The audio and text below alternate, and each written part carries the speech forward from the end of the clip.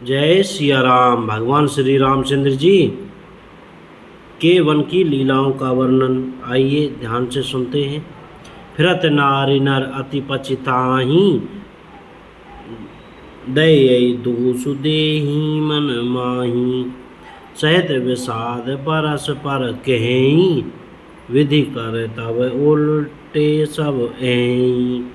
श्री राम जय जय राम।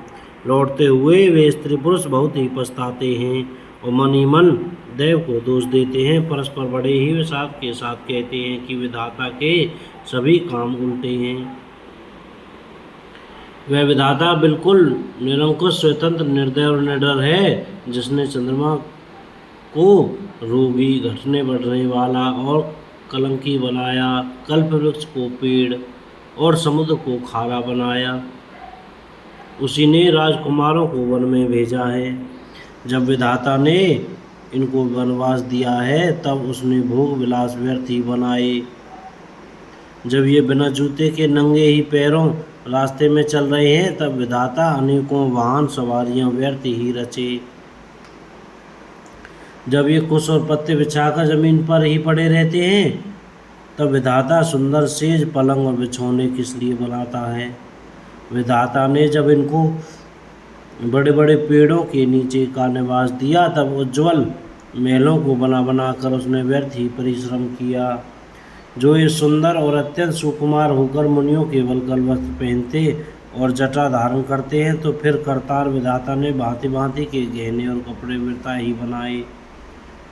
जो ये कंद मूल फल खाते हैं, तो जगत में अमृत आदि भोजन व्यर्थ ही है।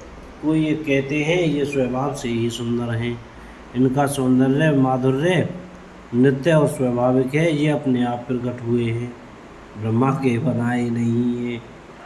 हमारे कानों, नेत्रों और मन के द्वारा अनुभव में आने वाली विधाता की करनी को जहाँ तक वेदों ने वर्णन करके कहा है, वहाँ तक 14 लोकों में ढूंढ देखो, ऐसे पुरुष और ऐसी स्त्रियाँ कहाँ हैं? कहीं भी नहीं है। इसी से सिद्ध है कि ये विधाता के 14 लोकों से अलग हैं और अपनी महिमा से ही आप निर्मित हुए हैं। इन्हें देखकर विधाता का मन अनुरुक्त मुग्ध हो गया। तब वह भी इन्हीं की उपमा के योग्य दूसरे स्त्री पुरुष बनाने लगा। उसने बहुत परिश्रम किया, परंतु कोई उसकी अटकल में ही नहीं आए, पूरे नहीं उतरे। इसी ईर्ष्या के मारे उसने इनको जंगल में लाकर छिपा दिया है। कोई ये कहते हैं हम बहुत नहीं जानते, हाँ अपने को परम धन्य अवश्य मानते हैं जो इनके दर्शन कर रहे हैं, और हमारी समझ में वे भी बड़े पुण्यवान हैं जिन्होंने इनको देखा है, जो देख रहे हैं और जो देखेंगे। इस प्रकार प्रिय वचन कह कहकर सब नेत्रों में प्रेमांसुओं का जल भर लेते हैं और कहते हैं कि ये अत्यंत सुकुमार शरीर वाले दुर्गम कठिन मार्ग कैसे चलेंगे। स्त्रियां स्नेहवश विकल हो जाती हैं, मानो संध्या के समय चकवी भावी वियोग की पीड़ा से सोए रही हो, दुखी हो रही हो।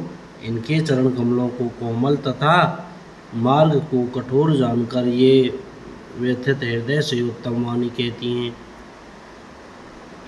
इनके कोमल और लाल लाल चरणों तलवों को छूते ही पृथ्वी वैसे ही सकुचा जाती है जैसे हमारे हृदय सकुचा रहे हैं। जगदीश्वर ने यदि इन्हें वनवास ही दिया, तो सारे रास्ते को पुष्प में क्यों नहीं बना दिया। बोलो हरे राम राम राम हरे हरे। यदि ब्रह्मा से मांगे मिले तो हे सखी, हम तो उनसे मांगकर इन्हें अपनी आँखों में ही रखें। जो स्त्री पुरुष इस अवसर पर नहीं आए, वे श्री सीताराम जी को नहीं देख सके। उनके सौंदर्य को सुनकर वे व्याकुल होकर पूछते हैं कि हे भाई, अब तक वे कहाँ तक गए होंगे। और जो समर्थ हैं वे दौड़ते हुए जाकर उनके दर्शन कर लेते हैं और जन्म का परम फल पाकर विशेष आनंदित होकर लौटते हैं।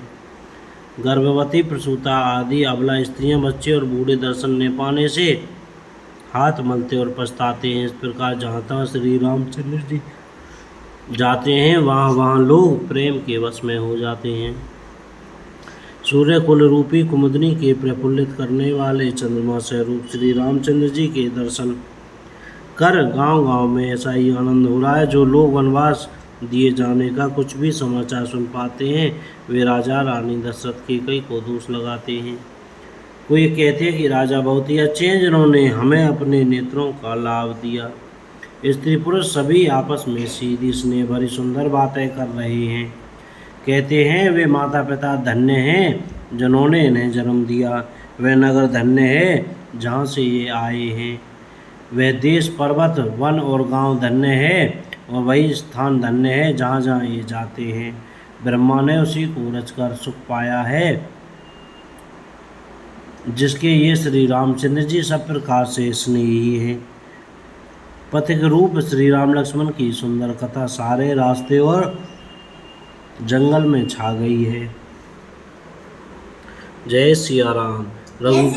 रघुकुल रूपी कमल के खिलाने वाले सूर्य श्री रामचंद्र जी इस प्रकार मार्ग के लोगों को सुख देते हुए सीता जी और लक्ष्मण जी सहित वन को चलते देखते हुए चले जा रहे हैं। आगे श्री राम जी हैं, पीछे लक्ष्मण जी सुशोभित हैं। तपस्वियों के वेश बनाए दोनों बड़ी ही शोभा पा रहे हैं। दोनों के बीच में सीता जी कैसी सुशोभित हो रही हैं जैसे ब्रह्मा और जीव के बीच में माया। फिर जैसी छवि मेरे मन में बस रही है उसको कहता हूँ मानो बसंत ऋतु और कामदेव के बीच में रति कामदेव की स्त्री शोभित हो। फिर अपने हृदय में खोजकर उपमा कहता हूँ तो मानो बुध चंद्रमा के पुत्र और चंद्रमा के बीच में रोहिणी चंद्रमा की स्त्री सो रही है।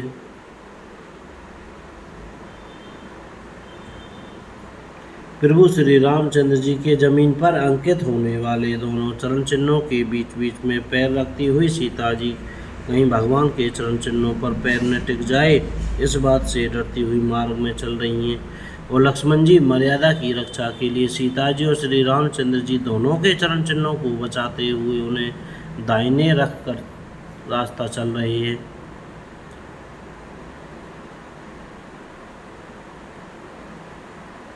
श्री राम जी लक्ष्मण जी और सीता जी की सुंदर प्रीति वाणी का विषय नहीं है अर्थात अनिवर्चनीय है, अतः वे कैसे कही जा सकती है। पक्षी और पशु भी उस छवि को देखकर प्रेमानंद में मग्न हो जाते हैं। पथिक रूप श्री रामचंद्र जी ने उनके भी चित्त चुरा लिए हैं।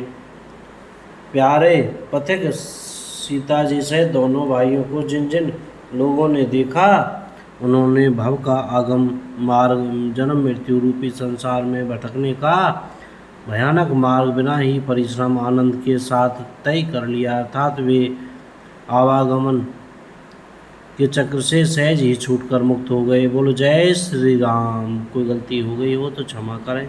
जय सिया राम।